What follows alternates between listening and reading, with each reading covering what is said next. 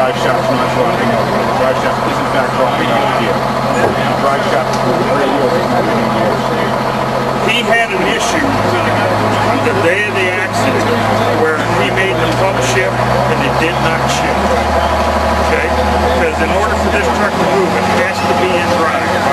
Now, if he went through the proper procedures up there and hit indications that it had shifted, but it had not, which we have basically almost recreated here, he would have thought he's fine. That's where we are. We've got multiple service issues. We have no lockup. We've recreated that, which is in the interview what he told me yesterday. And then this captain told me the same thing today. They told me the same thing. See now what you got now? Tom, you got a green light, but you hear the engine running up and down. We're not in pump here. It has a green light there. It gets a green light. It gets a green light there.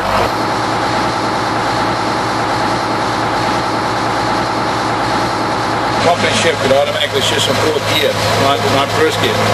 That part of it's not working for whatever reason right now. That's been undetermined right now why it's not working.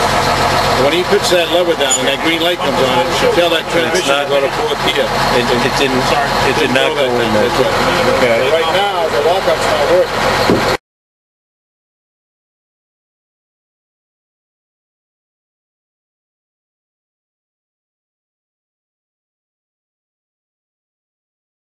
Tearing this truck apart and testing stuff. Yeah. It's going to, you're dealing with probability rather than definitive answer. So there is a problem with either the transfer case or there's a problem. We know there's a problem with several systems on the truck. Okay. Everybody know that? The only thing with that statement. Ralph, is we don't know if some of these problems occurred because of pulling the truck back out of where it was stuck.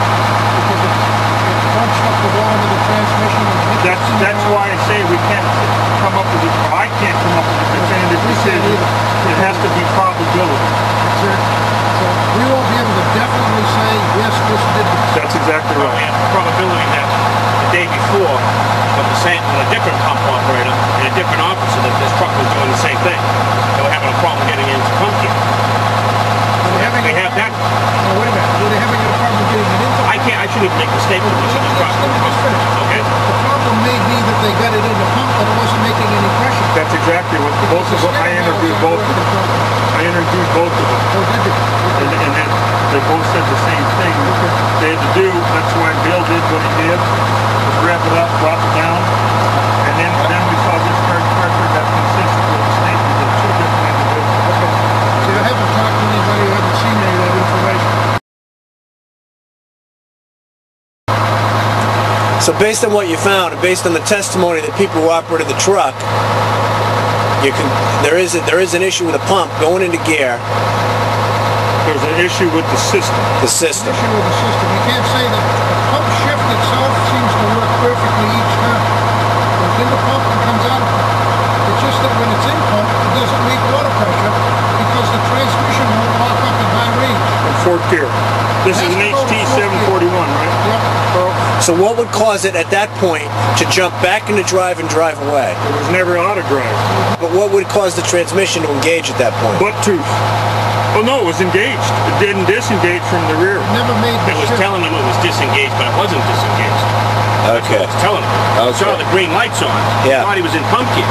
But he wasn't. Yeah, All see, indication was that he was. It could be as simple as the switch that's on the back of your VPS power shifter. A simple electrical problem, yeah.